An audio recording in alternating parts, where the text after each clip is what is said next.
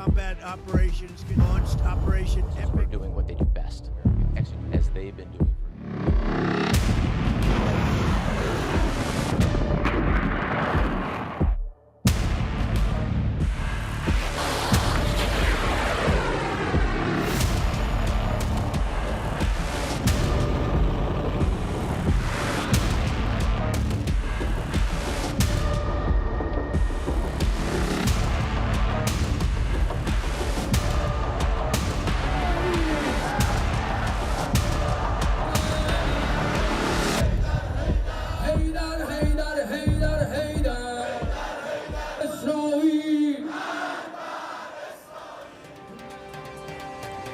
Terima kasih Anda masih bersama kami di Kompas Petang. Saudara Presiden Prabowo Subianto dan Perdana Menteri Pakistan dikabarkan siap berangkat ke Teheran untuk menjadi mediator penyelesaian konflik Amerika Serikat dan Iran. Sementara Wapres ke-10 dan ke-12 RI Yusuf Kala meminta Indonesia berpihak pada negara yang diserang. Perang Iran melawan Amerika Serikat yang didukung Israel semakin panas dan diperkirakan akan berlangsung lama.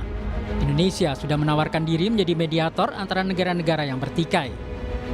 Ketua Dewan Penasihat Ikatan Cendekiawan Muslim Indonesia, Jimli Asidiki, mengaku mendengar Prabowo telah berkomunikasi dengan Perdana Menteri Pakistan, Asif Ali Zardari, untuk sama-sama memediasi konflik di Teheran, Iran.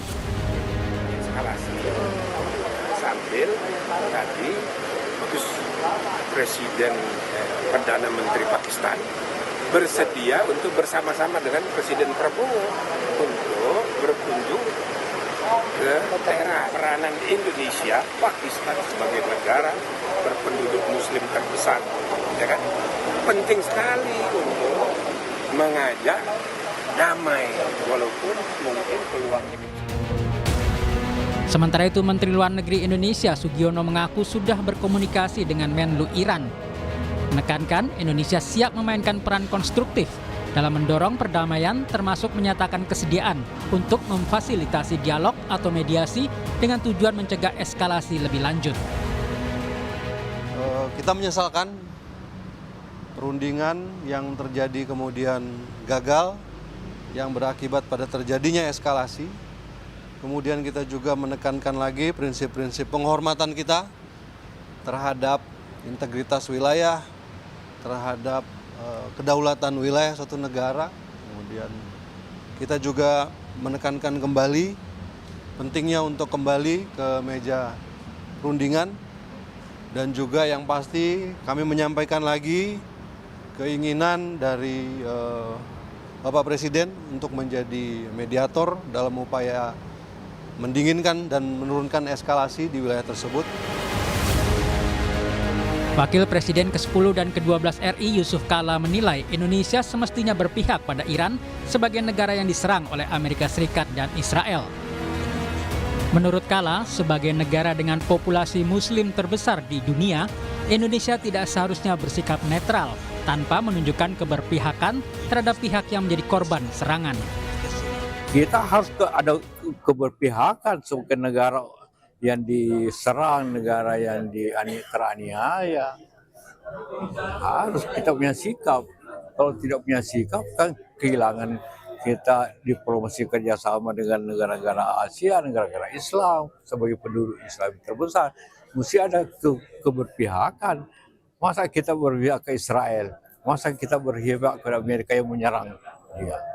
Logikanya kita harus berpihak dong kepada negara Iran itu.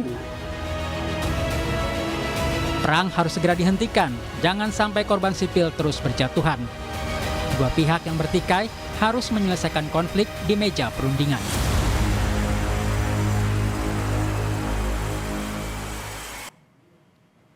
Saudara Presiden Prabowo Subianto dan Perdana Menteri Pakistan disebut siap terbang ke Teheran untuk menjadi mediator di tengah konflik Iran dan Amerika Serikat yang didukung Israel.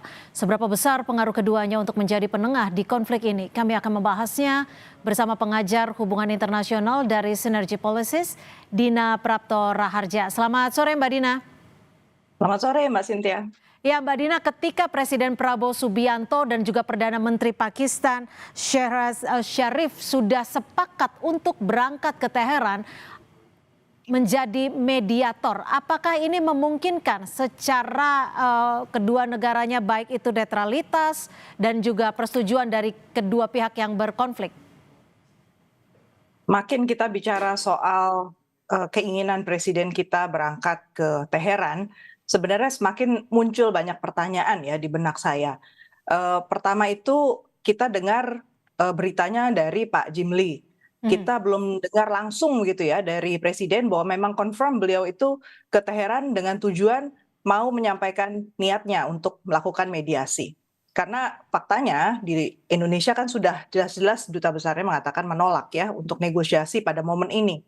Dan dugaan saya sih sebenarnya dilihat dari perkembangan statement yang ada dan bahwa ini nampak sekali blundernya karena pendekatannya itu sangat top down ya. Belum nampak sebenarnya ada pergerakan, bahkan modalitas kita untuk melakukan mediasi itu belum nampak gitu di Kementerian Luar Negeri ataupun ada special envoy atau reward apa yang mau kita tawarkan, posisi seperti apa yang kita hendaki dari Amerika maupun dari Iran. Kita komunikasi Amerika pun belum terjadi. Jadi menurut saya jangan-jangan yang akan dilakukan itu sebenarnya bukan menawarkan menjadi mediasi, tapi lebih untuk menyampaikan bela sungkawa dan mungkin minta maaf juga kepada Iran bahwa posisi Indonesia sebagai sesama negara OKI, juga negara D8, selama ini belum sesuai dengan harapan mungkin. Jadi di situ baru akan dibuka komunikasi yang lebih lanjut. Jadi mungkin kita berprasangka terlalu jauh ya, karena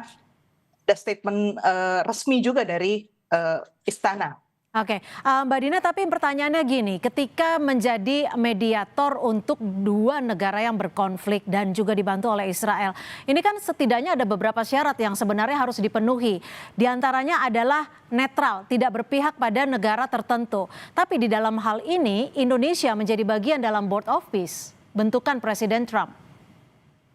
Baik Indonesia maupun Pakistan menjadi anggota Board of Peace. Dan Pakistan belum lama ini, baru sebelum terjadi serangan Amerika Israel ke Iran, itu baru saja menandatangani perjanjian pertahanan dengan Saudi Arabia yang merupakan sekutunya dari Amerika Serikat. Jadi dari segi gesture, dari segi posisi politik, jelas dua negara ini mewakili suaranya pihak Amerika. Artinya bisa dipastikan bahwa Indonesia dan Pakistan ketika memenuhi syarat netralitas tidak memenuhi syarat itu?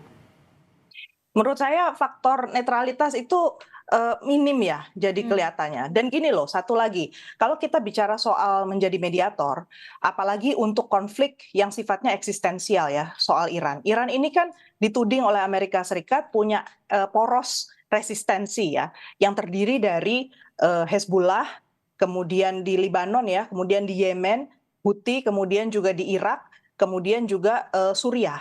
Dan Iran menjadi pemimpinnya di situ. Dan ideologi yang dikedepankan oleh Iran dan dibenci oleh Amerika Serikat itu adalah anti-Amerikanisme dan anti-Zionisme.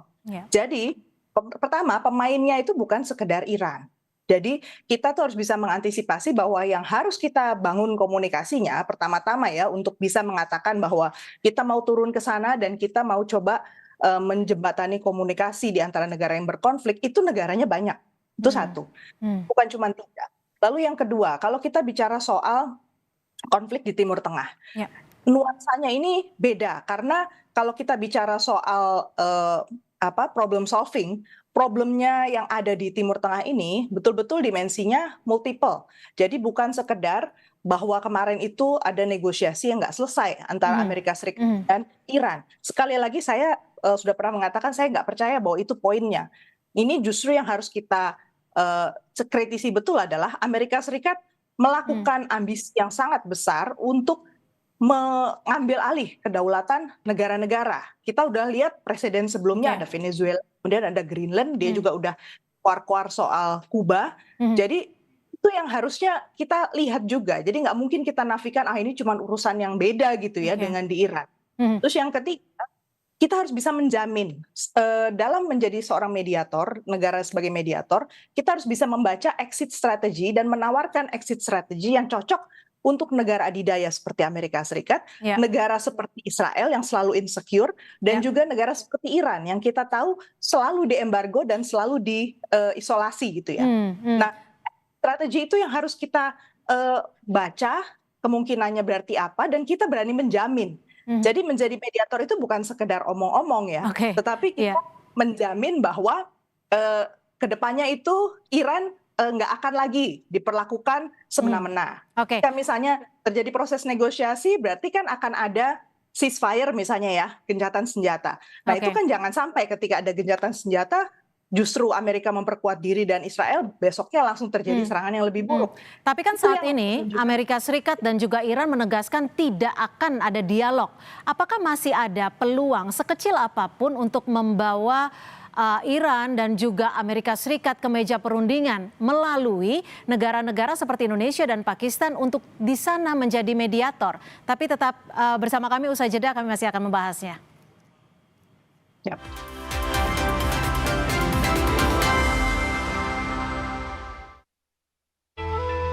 Semenjak semua sibuk dengan gadget, canda tarik si tuek, sorak rangku alu, gembira enggrang bambu, momen indah itu hilang.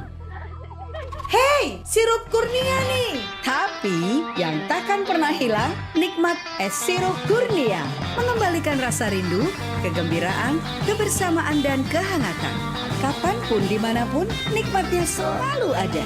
Sirup kurnia untuk Indonesia. Bagian terbaik saat berlibur bukanlah destinasinya, tapi momen kecil di perjalanan yang bikin liburan makin berkesan.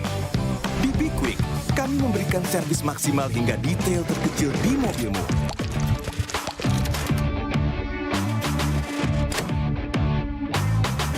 Jadi kamu bisa menikmati setiap momen kecil selama perjalanan.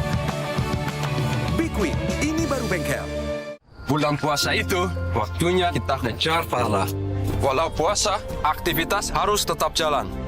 Makanya, mineral tubuh harus tetap terjaga. Untungnya ada Le Mineral. Satu-satunya yang nyantumin mineral di kemasannya.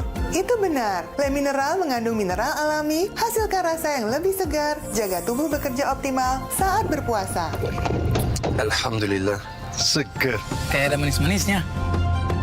Le Mineral, penuhi kebutuhan mineral selama berpuasa. Nakula dan Sadewa memburu Sangkuni, si tikus Raka yang jadi raksasa. Nakula dengan panahnya, Sadewa dengan kekuatan spiritualnya, meredam keserakahan, mengembalikan kedamaian. Marjan rayakan hari kemenangan. Semua warna mengalir ke satu tempat. Rumah, tempat ternyaman untuk kembali pulang di setiap Ramadan. Temukan kehangatan warna Ramadan bersama Nippon Paint. Keserakahan menjadi bencana. Nakula dan Sadewa mengembalikan kedamaian. Marjan rayakan hari kemenangan. Ramen, yes! Wah, dari mie sedap. Legendaris Jepang, kata chicken ramen. Minyak lurus, kuahnya putih dan creamy. Yes, yes! Tokyo Chicken Yakitori, manis, gurih, umami. Oishi. Minyak lurus diseruput ke putu. Ramennya the best. Pasti ramen, yes! Dari Wings Food. Keserakahan menjadi bencana. Nakula dan Sadewa mengembalikan kedamaian. Marjan rayakan hari kemenangan. Bukber sedap ala The Changcuters. Wih, udah mau buka nih boy. Ini jagoan gue, mie sedap goreng. Love it, baby. Ada kriuknya. Sorry boy, kalau gua sih mie sedap soto. Hangat kuahnya, bertabur koya gurih. Alhamdulillah. Toppingnya ekstra 20%. Sedapnya dari suapan pertama. Mantap. Terbaik. Ramadan The Changcuters makin sedap. Dari Wings Food. Nakula dan Sadewa memburu Sangkuni, si si tikus Raka yang jadi raksasa. Nakula dengan panahnya, Sadewa dengan kekuatan spiritualnya, meredam keserakahan, mengembalikan kedamaian. Marjan rayakan hari kemenangan.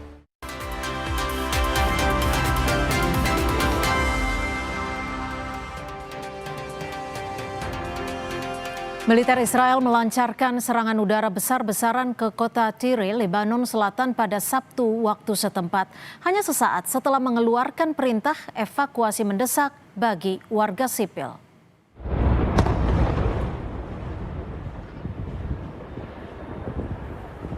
Rekaman amatir menunjukkan detik-detik saat rudal Israel menghantam area persimpangan Marakeh. Kepulan asap hitam raksasa terlihat menyelimuti wilayah tersebut. Laporan setempat mengonfirmasi 3 bangunan utama rata dengan tanah, termasuk pusat kedokteran gigi dan kosmetik. Pihak IDF menyatakan serangan ini menargetkan infrastruktur militer Hizbullah yang dituduh mencoba membangun kembali kekuatannya di wilayah tersebut.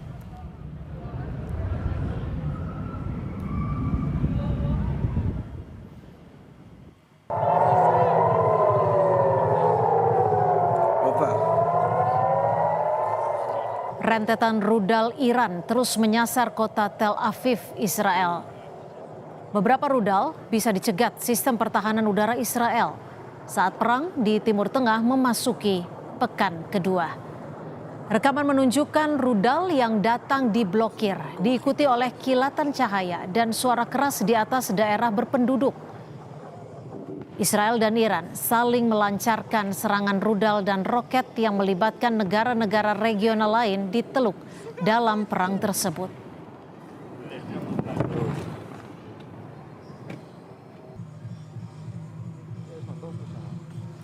Dan kita masih membahasnya bersama Dina Prapto Raharja, pengajar hubungan internasional Synergy Policies. Mbak Dina, kalau Anda tadi menyebut bahwa ketika peran negara yang menjadi mediator harus memiliki strategi dan juga jaminan bagi negara yang berkonflik untuk ada sama-sama keuntungan yang diperoleh oleh negara konflik tersebut. Kira-kira apa saja yang bisa ditawarkan oleh Indonesia dan juga Pakistan kepada Iran dan juga kepada Amerika Serikat? Kalau dari sisi Indonesia menurut saya nggak ada. Kita belum bisa menawarkan apapun yang sifatnya langsung praktis bisa dirasakan, apalagi dalam situasi yang sangat tegang pada saat ini. Pertama, kita nggak punya kemampuan teknis untuk memahami senjata nuklir atau soal pengayaan nuklir. Kita bahkan nggak punya ekosistem untuk mengetahui itu di dalam negeri ya. Kemudian yang kedua, penguasaan kita soal lapangan tadi terkait dengan kelompok-kelompok resistensi yang disampaikan, ada Hizbullah, ada kelompok Houthi dan yang lain, itu kita juga nggak punya data itu. Kemudian intelijen untuk suasana di Amerika Serikat, politik Amerika Serikat, Israel maupun Iran, kita juga belum pernah mempersiapkan hal itu. Jadi kalau menurut hemat saya lebih bijak sebenarnya Indonesia itu masuk tetap bergerak menciptakan perdamaian tapi lewat lingkar diplomasi yang lain. Misalnya kita menggerakkan di PBB kita sedang menjadi ketua Dewan Hak Asasi Manusia. Kita bisa angkat aspek soal perempuan, anak-anak, kemudian juga soal humanitarian aid. Kemudian kita juga bisa bicara dengan sesama negara-negara di Asia yang juga gelisah soal ini, dan itu digerakkan untuk membentuk satu poros resistensi baru ya di tingkat internasional tentang misalnya anti kolonialisme, anti penggunaan kekerasan. Jadi kita menciptakan narasi yang kemudian bisa menjadi counter. Setidaknya ketika kita hidupkan suasana diplomasi yang seperti itu akan muncul kemudian pergerakan di dalam negeri misalnya Amerika Serikat dan di negara-negara Timur Tengah lain untuk juga melihat bahwa di luar sana itu ada pergerakan, ada mobilisasi suara yang berbeda gitu. Dan menurut saya itu jauh lebih efektif daripada kita langsung terjun ke dalam masalah itu. Oke lah, kalau disebut Indonesia setidaknya belum cukup kuat untuk memiliki daya tawar. Tapi apakah keterlibatan Pakistan dengan menawarkan Perdana Menterinya untuk menjadi mediator ini juga bisa memperkuat posisi mediasi untuk terbang ke Teheran? Kalau kita bicara duetnya gitu ya, berarti ya antara Indonesia sama Pakistan. Saya itu masih ragu kita menyiapkan dengan baik komunikasi antara pihak kita dengan Pakistan. Relasi kita dengan Pakistan selama ini memang baik, tetapi dari segi urusan defense, untuk pertahanan keamanan, bahkan untuk urusan ekonomi, boleh dikatakan kita itu minimalis sebenarnya relasi kita dengan Pakistan. Mungkin dengan kita berdialog soal ini, kita bisa membangun hubungan yang lebih baik dengan Pakistan. Tapi apakah itu cukup saat ini, momen ini, dalam situasi yang sangat genting ini untuk kemudian menjadi dasar kita bergerak ke negara yang ketiga, keempat, kelima gitu kan. Jadi menurut saya chemistry-nya masih harus dicari juga antara Indonesia dengan Pakistan. Bisa dicek lah di lapangan, bahkan di anggota parlemen pun dulu pernah ada perbincangan kita harusnya punya semacam kaukus gitu yang bicara antara Indonesia sama Pakistan, karena urusan ekonomi kita aja nggak terlalu lancar itu sama Pakistan. Oke, tapi langkah Indonesia ini yang kita tahu bahwa politik kita adalah bebas aktif. Apakah bisa membantu perdamaian di Timur Tengah atau justru bisa beresiko menyeret Indonesia lebih dalam ke konflik di Timur Tengah? Konflik di Timur Tengah itu sesuatu yang sangat eksistensial, dan seperti saya bilang tadi, nuansa konfliknya memang berbeda dengan di kawasan lain. Karena ada kepentingan global kah, Mbak Dina? Betul, ada kepentingan global, dan Amerika Serikat memilih untuk memperjuangkan akses pada sumber daya energi di sana yang fosil basisnya sebagai titik tawar dia ke depannya sebagai hegemon. Jadi sebagai negara paling mendominasi di dunia. Jadi kalau kita lihat sejarahnya dari tahun 40-an, kita juga lihat bahwa Amerika Serikat tidak akan pernah membiarkan Timur Tengah itu dalam situasi yang stabil. Perlawanannya adalah dari negara-negara Timur Tengah yang berusaha meyakinkan Amerika Serikat lewat mekanisme kerjasama OIC, OKI ya, untuk meyakinkan Amerika Serikat bahwa di sini tuh sebenarnya bisa terjadi dialog. Saya masih ingat waktu ada kejadian Abraham Accords ya. Dari sisi Amerika kan merasa bahwa itu adalah salah satu insentif dia pada negara-negara Timur Tengah untuk kemudian mau berdamai sama Amerika Serikat. Dan itu disambut baik karena menurut negara-negara Teluk waktu itu pemikirannya adalah kalau mereka menyambut baik, harapannya dengan membeli lebih banyak dari Amerika Serikat, bahkan merasa lebih dekat dengan Israel, komunikasi lebih jalan. Tapi kan kenyataannya enggak. Situasi ini sangat labil ternyata kan di Timur Tengah. Jadi menurut saya memang untuk kita yang di kawasan, kita harus bisa membaca kita mau apa sih dari negara-negara di Timur Tengah itu. Situasi apa yang paling menguntungkan untuk Indonesia itu dulu kita jawab. Baru habis itu kita bisa menyusun langkah. Jadi nggak bisa spontanitas, nggak bisa cuman impulsif ya saat kita tangani Timur Tengah. Jika Indonesia bisa dikatakan dalam beberapa waktu belakangan terlihat cukup memiliki inisiatif kuat untuk menjadi mediator, untuk menjadi juru damai di Timur Tengah. Apakah di sini Mbak Dina sendiri melihat bahwa peran Indonesia sejatinya bisa cukup kuat berada untuk menengahi Amerika Serikat dan juga Iran? Ruang untuk melakukan mediasi dengan Amerika Serikat itu selalu ada. Negara adidaya itu membutuhkan pamor ya. Mereka membutuhkan kesan bahwa dia menang, walaupun dia sebenarnya tidak melakukan banyak hal. Pada saat kita mengambil peranan seperti itu, menawarkan sesuatu, berarti yang harus kita siapkan adalah apa?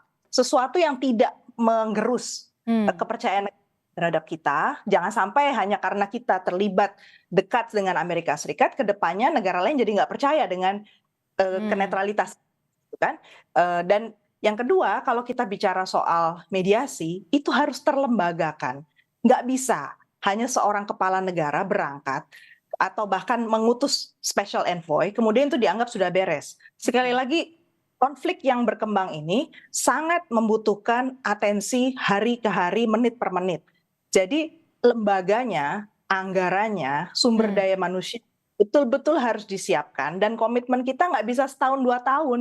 Ini bisa 50 tahun ke depan mungkin masih akan ada masalah ini. Jadi bagus sih kalau Indonesia memang mau invest di situ, tapi ya jangan omong-omong saja. Oke, artinya ada tanggung jawab jangka panjang dan ini bukan sekedar person, tapi berkaitan dengan negara Indonesia sebagai negara. Terima kasih Mbak Dina Praptora Harja, pengajar hubungan internasional Synergy Policies, sudah berbagi perspektif di Kompas Petang. Selamat sore. Selamat sore Mbak Cynthia.